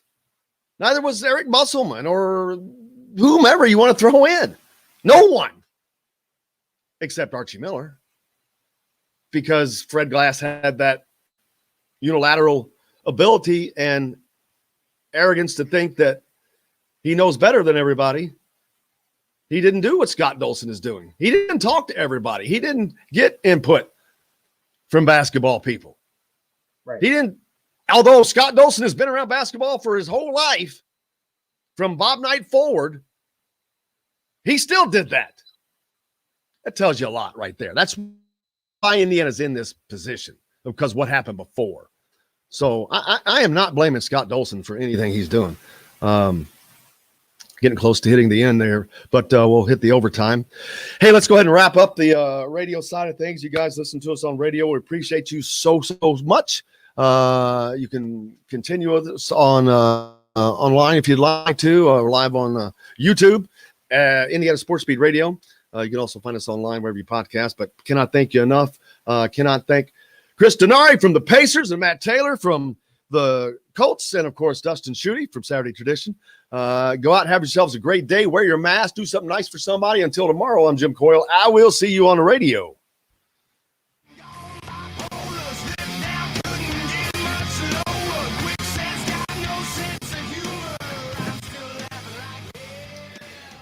Whew, I like it a lot better when the shows go faster. All right, welcome back to a little overtime. That plus, not only that, people like Porter Moser, people like Eric Musselman, there's others out there. I don't know that they can. I think that he could hire Porter Moser and he would take heat, no doubt. But if it worked, that heat goes away. Now, Tom Allen's a great example of that, but Tom Allen was not picked because he was thought to be the next great Big Ten football coach. Tom Allen got the job because he is a great salesman, but because Fred Glass was able to get a Big Ten football coach for $1.8 million. No one else would do that. And there's so you got nothing to lose. And number two, when you're coming out of that situation with Kevin Wilson, with what he was alleged of that controversy, there's probably not a better hire than Tom Allen because you know what he stands for and his characteristics. So at the very least, there's not going to be any heat. I think a lot of people thought at the time that Tom Allen was hired, it's a cheap hire. He's not going to bring any attention to the program negatively. And if he fails, it's no big deal. Exactly. We'll find our next head coach in 3 to 4 years. And they took a chance, and then he took advantage of that opportunity. Oh my God! But yeah, they're like, hey, what's the difference? Football sucks anyway. Who cares? We got to get basketball going.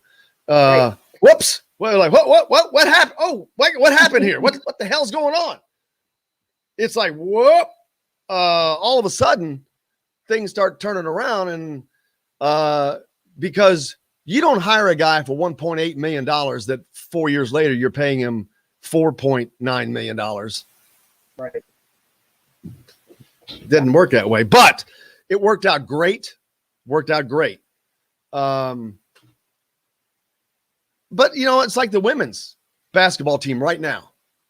They're not getting to enjoy the accolades that they should. They just made their first Sweet 16. Of course, we mentioned it, but probably would have spent a little more time on it if I'm not dealing with this. And it's sucking all the attention out. Before that, the horrible season was sucking the attention out. Archie stuff was sucking the attention out away from them. They've had a lot of attention sucked away from them by this. It's the greatest run they've ever had in their program's history, and they're a damn good team. I like watching them. Grace Berger's the best player in Indiana women's history. I've said that for a year. God, I love to watch her play. I think she's going to be a pro. But and Terry Morin has put that team together. It's been fun to watch that. But we're talking about this. But oh well. Tim, I would say if Calvert was interviewed, he would have been hired the next day. I think Dolson knows what he wants. Dolson knows who he wants. He just going through the motions until he gets his guy who is still coaching. Okay, well, who would that be? That could only be Musselman or Moser. Who else would that be, Tim? So I don't agree with that. Brent says Celtics are 2 games under 500. Maybe nope. He's a masshole, man. I'm telling you, he's turned down mega offers. He's not coming. Hey, Forrest, who is the coach that is still coaching IU? Who is the coach? Yes, I agree. I want to know that too. Drew has 0 chance of coming to Indiana. Scott Drew, no way. The only reason I will say this like it is, Scott Drew has a better chance of Thad Matta becoming the next head coach of Indiana, but that's it.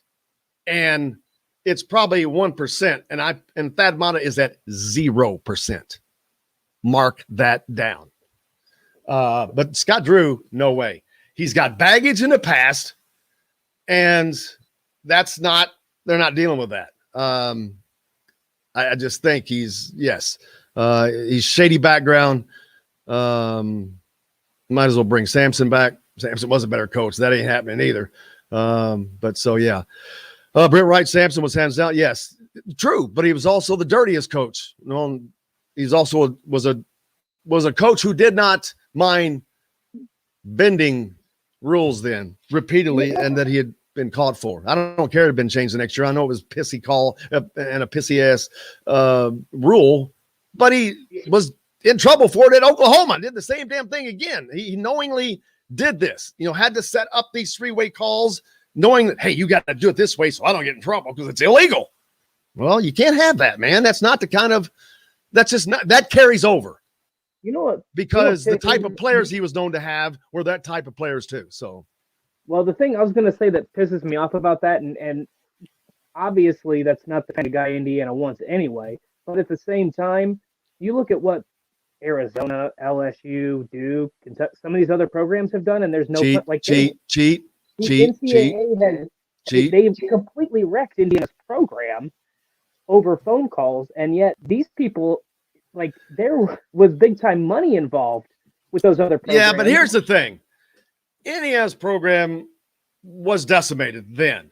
They've had more than enough opportunities to fix that, but they have screwed it up along the way.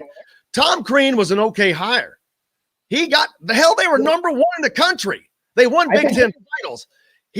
Fred Glass screwed up. He didn't hire Crean, but he extended him and gave him one of these stupid ass Fred Glass contracts that it took them a year longer to get rid of him than they wanted to because they had to wait. Right. Well, just like this, they didn't want to wait that extra year because they got in that bad position again because of Fred Glass. So how much? And I've said it. There's $27 million that Archie Miller cost. The extra that from the millions of dollars that cost. That is what has buried. They could have fixed it. The hire when Archie Miller was hired. That is where it should have been fixed. What's going on now should have happened then. Had that happened then, I don't think we're here, but we are. So there's no point in doing all that. Dane was my choice before Crean was chosen. No way he was ready then, man. He was wet behind the ears. I disagree with that, but thank you for the comment. Without a doubt, Brent, I don't know what he said. I missed that one, so we'll skip. Coaches across the country have done it any worse than Sampson. Yes, that is true. Absolutely. He had a show cause. Indiana's just not going to go down that route again. I promise you. That's just, you don't do that. It would not be a good look. Jennifer, Michael Lewis is her favorite number 1 player. I love Michael Lewis. I think he's a great coach. I think he's going to be a great head coach.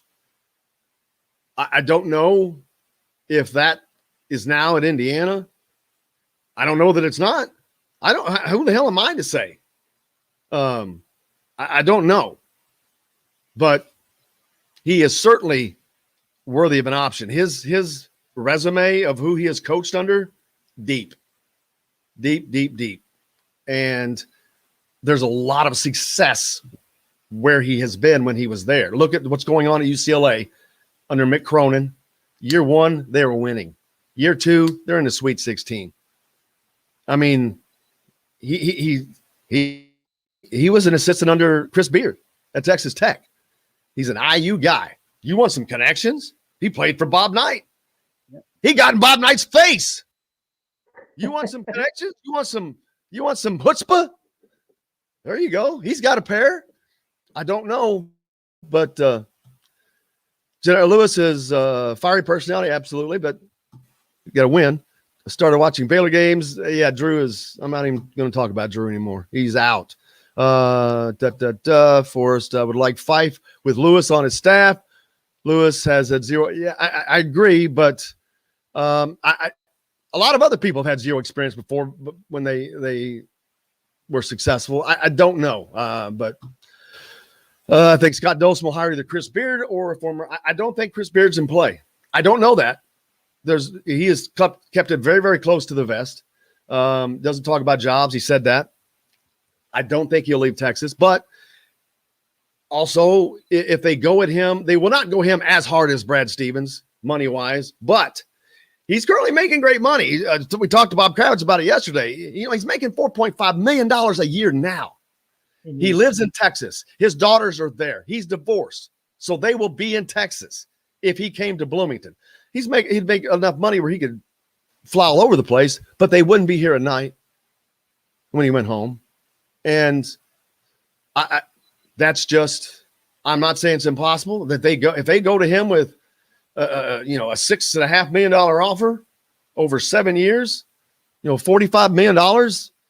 I don't know how long his current contract extension is. He just signed, but he's making 4 or 5 now. And money's not, he's got enough money to be happy.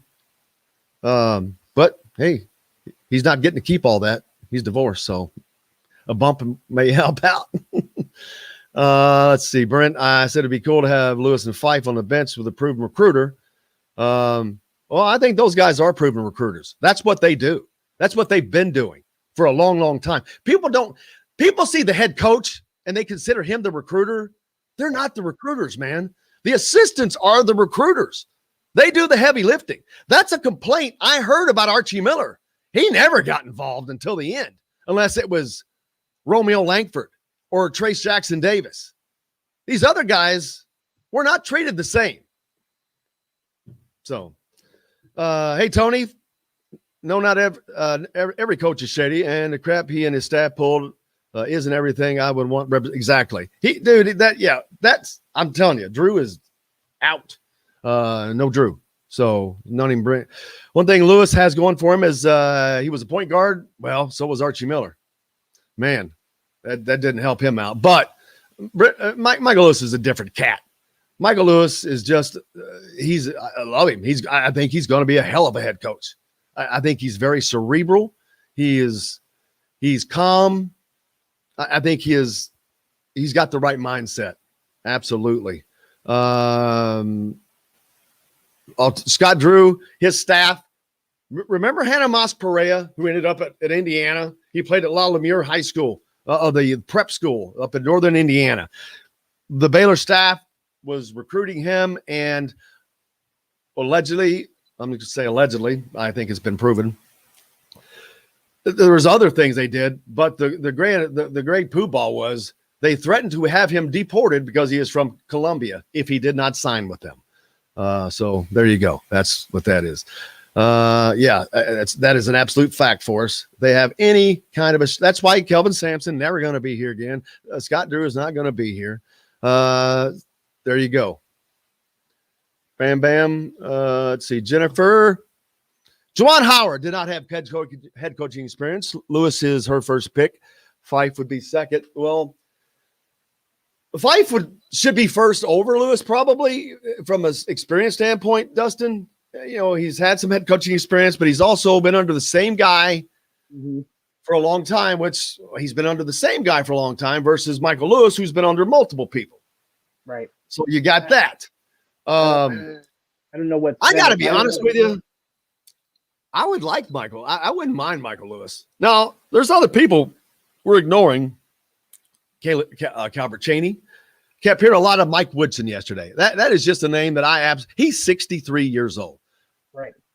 Unless he was the tutor to the coach in waiting, That's not that. Yeah, you're not doing all this to hire a 63-year-old guy. And that's why I don't think Unless- Dana Altman is a legitimate candidate too, because I think. How is he? Oh, I did not realize that he was that old. I think I'm right on that. You might have to look me up and double check, but I believe he's up there too. So for him to leave Oregon, a program he's established for, depends on who transfers in and out, but a program you might have to spend a year or two getting up to the level that Oregon is. I don't know that he would be interested in that. So just got a message that Indiana has canceled spring practice. So we'll have to look into that. That's one thing about doing the show that kills me. Miss some stuff, but we'll check into that. I'm sure Paul Gable at Rivals is on that, and check in to see what they got going there. But we'll have to check in and see why. I'm sure if they cancel spring practice, I got a pretty good guess why. Gee, what could it possibly be? Force says Moser had 2 gear. Yeah, you can't.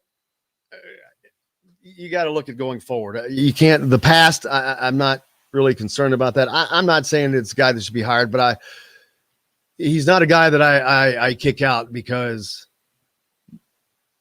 yeah, but Archie, I promise you, Archie did not ever have the success that Moser's had more success in 2 years that Archie's ever had. I know he got to an Elite Eight, but I don't care. It's just, you can watch, if you watch the teams play, watch who they beat.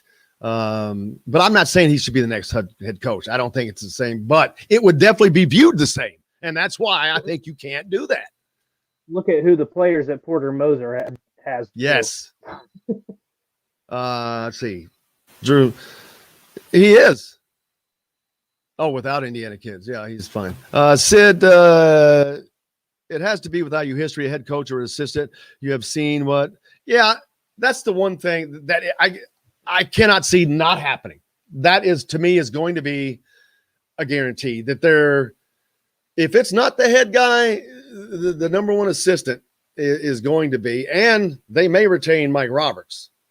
There's no way in hell that I think he'll be the number one assistant, but someone, I don't know, but I don't know that Michael Lewis would come here as an assistant unless he was the coach in waiting.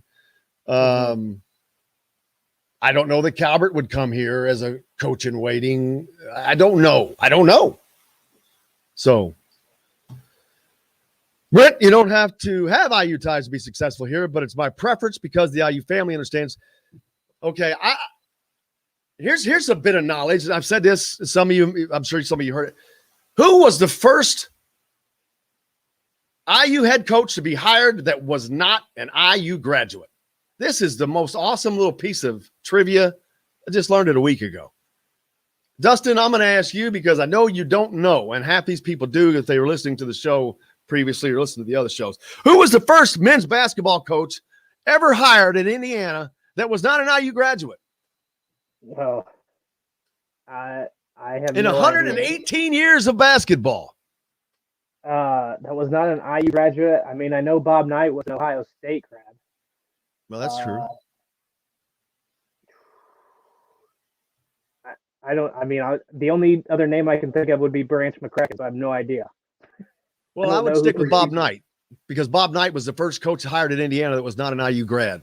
There we go. Okay, see, it's half right. I knew he wasn't an IU grad. How about that for some trivia, though? Yeah. Yes, you become. Archie is no one's guy.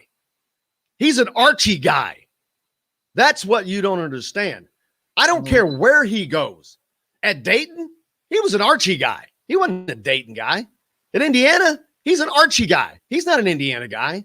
If he goes to Timbuktu, he's going to be a Timbuktu guy, not an Archie guy. He is an Archie guy, period. Other coaches don't do that. Look at Roy Williams. He coached at Kansas. He was a Kansas guy. When he was at Kansas, I thought of him as a Kansas guy. Now, he's a North Carolina guy. But he was originally a North Carolina guy. But when he was at Kansas, I didn't view him as anything but a Kansas guy. Terry Morin played at Purdue. Do you think she's a Purdue girl or an Indiana girl, whatever woman, whatever you want to say it? Yeah. Purdue or IU? How do you see Terry Morin? A Purdue person or IU person? I see her as an IU person. I would say she's an IU person. You become what you want to become. That was all on Archie. So, yes, Brent, I completely agree. But also, there is the tradition that an IU person has built into them. At the end of the day, though, I don't think that matters. The only thing that matters is winning the right way, but winning. That's all that matters. That's all people.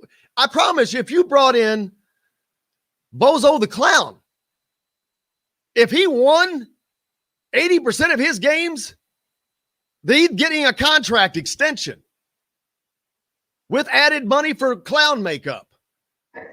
Just win, baby. That's all it's about. Sad to say, but maybe. Oh, no. No, Mike Davis. Chris Denari is here. Thank you. Appreciate you, man. Got Connecticut. What? You'll have to explain that to me. I've heard them talk about that. Connecticut water. What's that?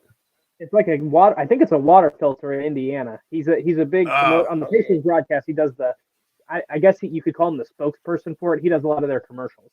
Perfect. Well, we need to get him here. Sid, I like to see a coach to show that they really are dedicated and realize what a great job is. That is what I'm talking about. I don't think there's a coach that would come here that wouldn't do that. Say what you will about Tom Crean. Trust me, he had his nut side. But did you think of him as an IU guy? Hell yes. He represented Indiana. He represented Bloomington. He was out in the community. Hell, he helped people change a flat tire. I don't think Archie Miller would pour water on a burning person. I don't think. I mean, there's no doubt that you have to take. I mean, you don't have to be. Well, I'm just going to say you kind of do have to be as hands-on as Tom Allen, especially with the state of the program and what it's been the last 4 years. You have to build that trust with the fan base, especially if it's not an Indiana guy. Like I'm with you. I don't think that matters. If you have the IU ties, great. If you don't, you just I mean, Tom Crean came in and he embodied what IU needed, and he knew what the expectation level was too. He knew he had to get high-level recruits. He knew they had to be ranked in the top 25. He knew that they had to have success in the tournament. He didn't really produce that, but I mean, he did everything he was supposed to do. And I think that that's the case with this next head coach too, is they have to understand the expectation, and they have to realize that for people in Indiana, the Indiana job is not just another job.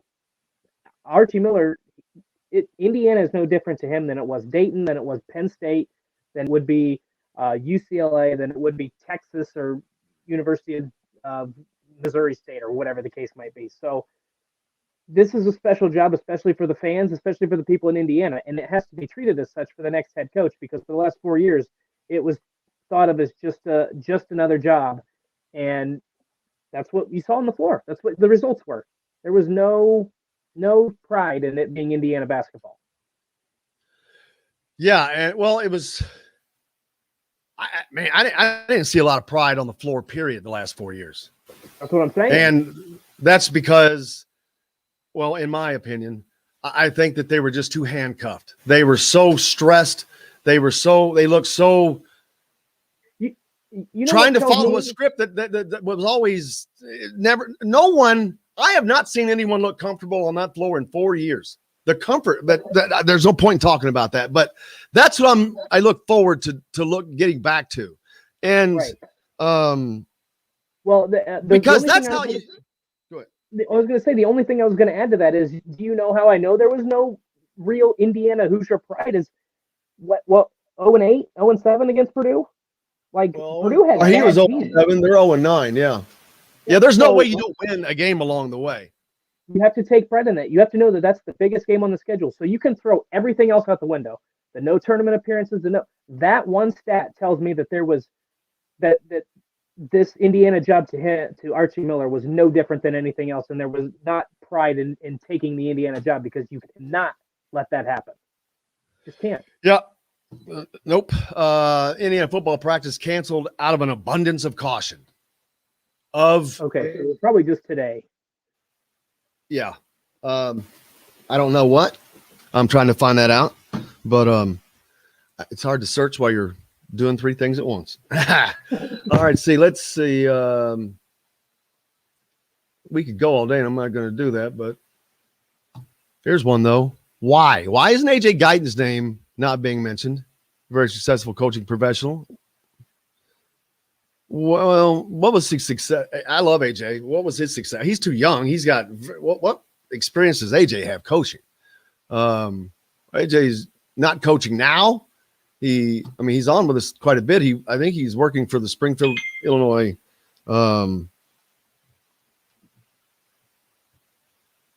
Of what, dude? Of what? Out of an abundance of caution of what? But I forgot what I was saying. AJ Guyton, I don't know what he's.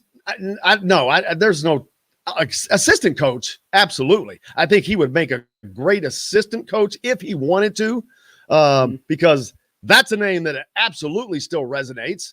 And he's gotten back out there with like doing stuff with us, his own social media that he's doing as well. But I think he's working for the Springfield school system right now, and is maybe looking, just had a baby. Not sure he's looking to get into that, but definitely not a head coach. I don't think he is in any way a head coach possibility here. So Mike says new script would be, yeah. Well, we got to hit him. Forrest, coach needs to ask, what are you going to do for us? Not what are we going to do for you? You've got to have in their development. I think that, again, I don't know why they just seem stunted in every way over the last 4 years. Their own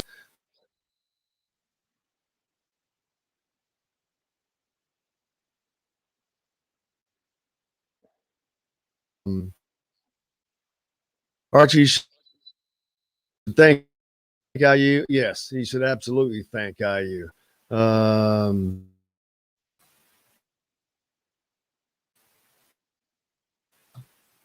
Big if I can't afford it. What can I? But look, can't get that to kick in. Well, let's see if that rolls around. I can just read it. Tony says if a coach wasn't on weeks before the tournament started, you don't add them just because they won 1 or 2 games this past weekend. That's another great point. But I think that the coaching search has changed. But yeah, that's what got them into the Archie situation. This flavor of the day kind of thing.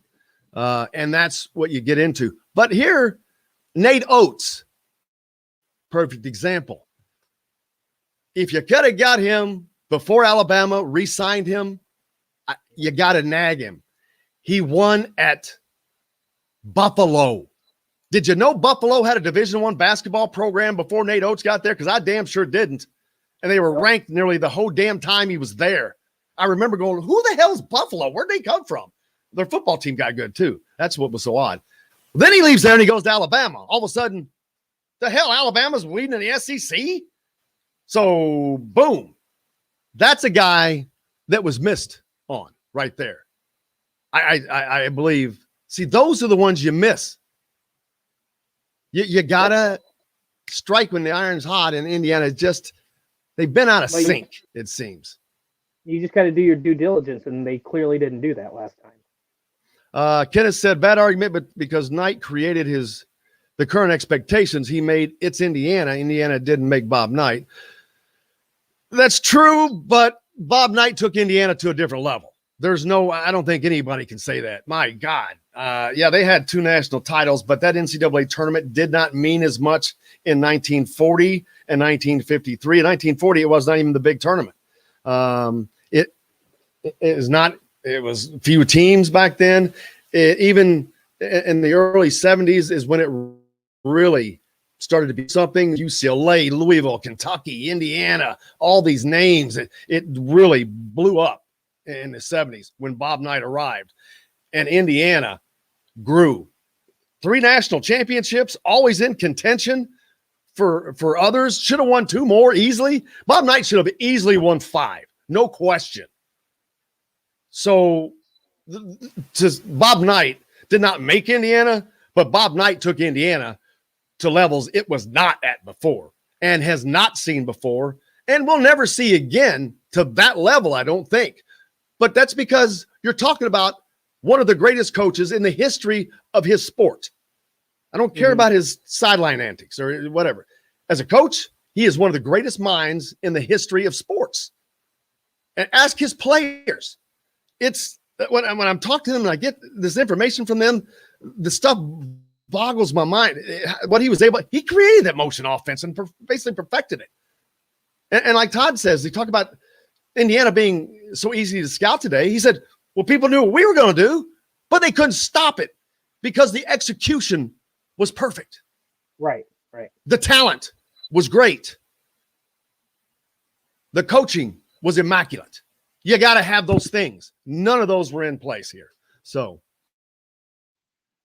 there's that. There's not a lot more I guess we can bang and beat on today. Appreciate everybody joining us. You guys are great. That's a great one to end on. Man, that's the best thing I've heard this week. There you go.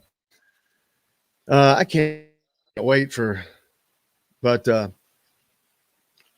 yeah, smiling because hopefully next there's a reason. Yeah, great thing to end on. The women, when do they play next? They play North Carolina State next, I believe, the number 1 seed. So, hey, Indiana can get that job done. Moving to an Elite 8. Is a Final Four out of the question for this team? I don't think so if you get the right matchup and have the right day. So, get that off there. But you're looking forward to that. Dustin, what you got planned for the day, man? Oh, man, I'm going to hit up this Indiana news out of the football program and, just more. Well, we only have Michigan left, so Michigan basketball content and spring football stuff. We're getting into the nitty-gritty, but the meat of the spring football season. Well, all I can get out of Indiana's football situation is it's just an abundance of caution. So I'm going to go – well, I'm not going to go with anything, but you can – if there was something to be cautious about today – Yep. I don't know what you might think that might be. I couldn't imagine if you could come up with anything that might be, but we'll see. But we'll be back tomorrow. Verdell Jones, Alec Lasley. We're going to see who else we can get scared up. And who knows? News may come out tomorrow. But I cannot thank all of you guys enough for following along. If you're listening, thank you. If you're not, you should follow us on YouTube as well, Indiana Sports Beat Radio. Thank you for all you do. If you're on there and you haven't subscribed, please do hit the toggle for notifications. It'll send out the shows because we got the specials with after the season with Todd Leary that'll be coming up very soon. We're kind of waiting for this situation to unfold to do the next show because I don't know when it's going to hit. Like I said, hell, it could hit as soon as I get. A lot of things like to hit as soon as we get off the air, it seems. But it could happen at any time, today, tonight, tomorrow, Monday. Who knows? But we'll be there for you. Dustin, I can't thank you enough, brother. Thank all you guys. Go out and do something nice for somebody. Wear your mask. Until tomorrow, I'm Jim Coyle. I will see you on the radio.